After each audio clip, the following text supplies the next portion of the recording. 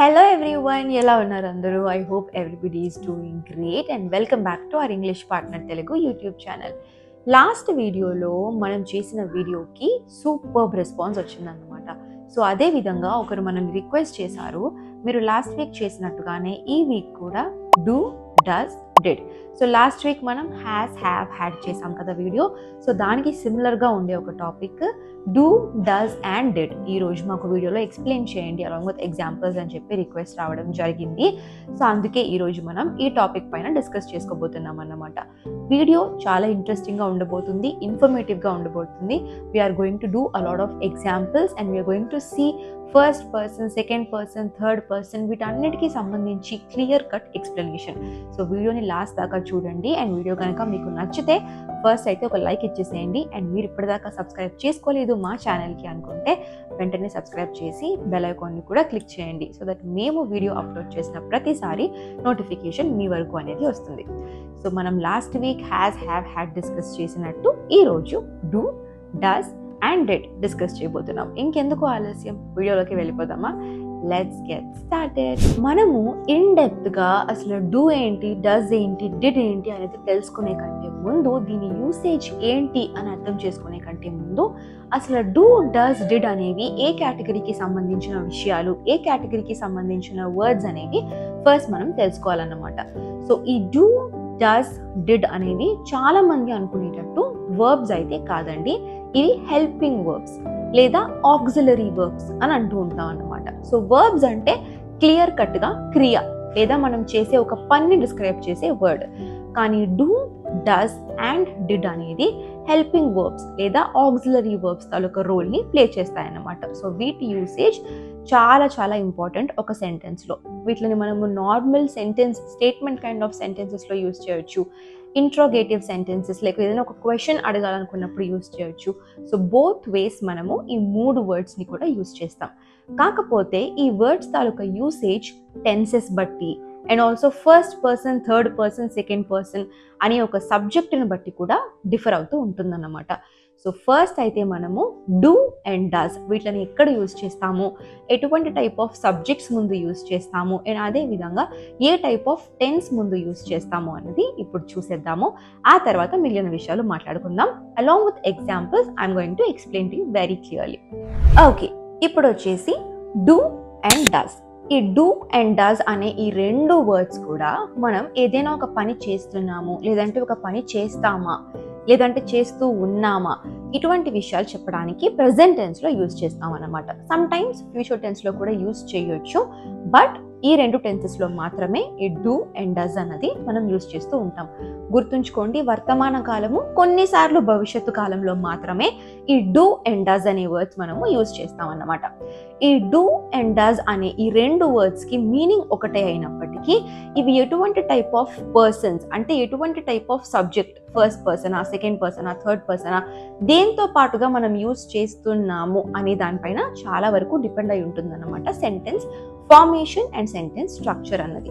So it's very important for us to remember ఇవి ఎక్కడెక్కడ use చేస్తున్నాము, ఎలా యూజ్ చేస్తున్నాము అని చెప్పేసి. Okay, so I'm going to explain do ఎక్కడ యూజ్ చేస్తాము ఫస్ట్, ఆ తర్వాత డస్ ఎక్కడ యూజ్ చేస్తాము అనేది చూద్దాం. సో డూ అన్నది మనం usually I, you, we, they ఈ 4 సబ్జెక్ట్స్గా ఉండేటప్పుడు యూజ్ చేస్తాం. For example first person, second person, third పర్సన్లో ఉండే దే. సో వీటితో పాటుగా మనము డూ అన్నది యూజ్ చేస్తాం అన్నమాట. So first person singular, first person plural, second person singular, second person plural and third person plural అనే దేలో మనం డూ అన్నది యూజ్ చేస్తాం. అంటే వీటికి కాంబినేషన్గా డూ అన్నది యూజ్ చేయాలి. మిగిలినవి ఏంటి? Third person singular which is he, she, it. So ఈ 3 విషయాలు వచ్చేటప్పుడు మనం డస్ అనేది యూజ్ చేస్తాం అన్నమాట. సో సింప్లీ ఇలా గుర్తుంచుకోండి, హీ, షీ, ఇట్ వస్తే డస్, మిగిలిన వాటి అన్నిటికీ కూడా మనము డూ అన్నది యూజ్ చేయాలి. సో ఇలా మీరు గుర్తుంచుకున్నారనుకోండి, it will be easy for you when framing sentence. He, she, it మాత్రమే అన్నారు కదా అండి. ఫర్ ఎగ్జాంపుల్ నేను ఏదైనా ఒక వ్యక్తి పేరు చెప్తున్నాను, ఒక యానిమల్ పేరు చెప్తున్నాను, లేదనంటే ఒక ఊరు పేరు చెప్తున్నాను, నేను ఇప్పుడు డూ యూజ్ చేయాలని కాదు. హీ, షీ, ఇట్ ఈ 3లో కూడా కొన్ని ఎక్సెప్షన్స్ అనేవి ఉన్నాయన్నమాట. సో ఇప్పుడు ఒక వ్యక్తి పేరు చెప్తున్నాం అనుకోండి, అది అబ్బాయి అయితే హీ కింద వస్తుంది, అమ్మాయి అయితే షీ కింద వస్తుంది, రైట్? సో అట్లా మనం గుర్తుంచుకొని ఆ లాజిక్ ప్రకారంగా పేర్లు వచ్చిన మనుషుల పేర్లు, ఊర్ల పేర్లు, లేదంటే యానిమల్స్ పేర్లు, థింగ్స్ పేర్లు, ఇట్లా ఏమొచ్చినా సరే వాటితో పాటు కూడా మనం డస్ అన్నది యూస్ చేయాల్సి ఉంటుంది అన్నమాట. Okay, so I, you, we, they వస్తే డూ, హీ, షీ, ఇట్ ఏదైనా ఒక నేమ్ అట్లా వస్తే డస్ అన్నది యూస్ చేయాలి. Now let's see some examples. Do you go to school every day? I do my homework every day. You do go to the gym every day, right? They do play cricket every Sunday. Now let's see some examples with does. Okay, does he always drink coffee? Does she take a bag to the school? It does work with a battery.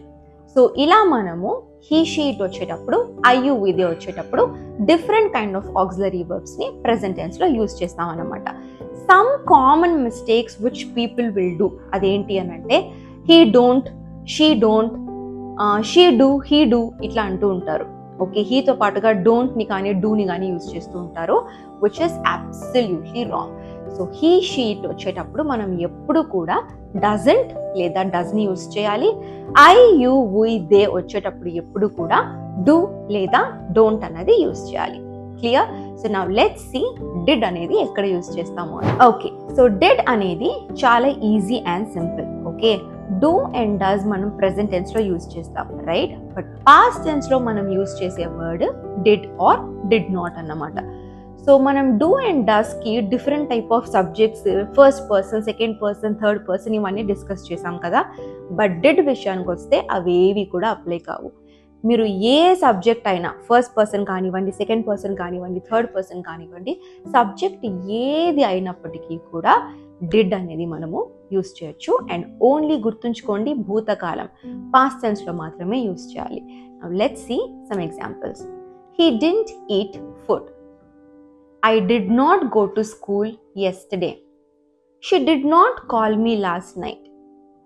It did rain 2 days ago. You did call me on Monday, right? So ఇలా మనము ఏ type of person వచ్చినా, ఏ type of subject వచ్చినా సరే past tense లో did లేదా did not ని use చేసి sentences అనేది ఫామ్ చేయాలి. చూసారు కదా అండి, చాలా సింపుల్. డూ, డస్, డిడ్ ఎక్కడ యూజ్ చేయాలి అనేది వెరీ వెరీ ఈజీ. కాకపోతే మనం సబ్జెక్ట్స్ అనేది మైండ్ లో గుర్తుంచుకుంటే, ఏ సబ్జెక్ట్ వచ్చేటప్పుడు ఏది యూజ్ చేయాలి అనేది క్లారిటీగా గుర్తుంచుకుంటే it will be very easy for us to frame sentences. ఒక చిన్న క్విక్ రీక్యాప్ చేసేసుకుందామా? Okay, so I, you, we, they వచ్చేటప్పుడు డూ లేదా డోంట్ ని వాడతాము. హీ, షీ, ఇట్ ఏదైనా నేమ్స్ వచ్చేటప్పుడు డస్ లేదా డజంట్ ని వాడతాము. ఇది ఓన్లీ ప్రెజెంట్ టెన్స్ లో. అదే పాస్ట్ టెన్స్ విషయానికి వచ్చేస్తే డిడ్ లేదా డిడ్ నాట్ అన్నది యూజ్ చేస్తాము. I, you, we, they, he, she, it subject ఏదైనా సరే ధారాళంగా మనం పాస్ట్ టెన్స్ లో డిడ్ అనేది యూజ్ చేయొచ్చు. సో అంతేనండి, this is for today's video. చాలా ఈజీ టాపిక్, కానీ కొంచెం ప్రాక్టీస్ అన్నది important for you to be able to frame sentences very very clearly. So అందుకే నేను ఎప్పుడు చెప్తూ ఉంటాను, practice makes a man perfect. So keep practising your English. మన గ్రామర్ బేసిక్స్ ఎప్పుడైతే స్ట్రాంగ్గా ఉంటాయో, మన ఫౌండేషన్ స్ట్రాంగ్గా ఉంటుందో, మన స్పీకింగ్కి కూడా అది ఎంతో హెల్ప్ అవుతుంది అన్నమాట. సో ఈరోజు వీడియో ఇక్కడితో సమాప్తం. మీకు కూడా ఇలాంటి ఏమైనా వీడియో రిక్వెస్ట్స్ ఉన్నట్లయితే కనుక తప్పకుండా మాకు తెలియజేయండి. నెక్స్ట్ వీడియోస్లో ఆ టాపిక్స్ని కవర్ చేయడానికి ట్రై చేస్తాం. అండ్ అదేవిధంగా ఈ వీడియో మీకు యూస్ఫుల్ అండ్ ఇన్ఫర్మేటివ్ అనిపించింది అంటే వెంటనే మీ ఫ్రెండ్స్ అండ్ ఫ్యామిలీతో షేర్ చేసి, ఇందాక నేను చెప్పినట్టు ఒక లైక్ ఇచ్చి సబ్స్క్రైబ్ అయితే చేసుకోండి. Okay guys, thank you so much for watching. Next time ఇంకొక ఇంట్రెస్టింగ్ వీడియోతో మిమ్మల్ని కలుసుకుంటాను. Take care, bye bye.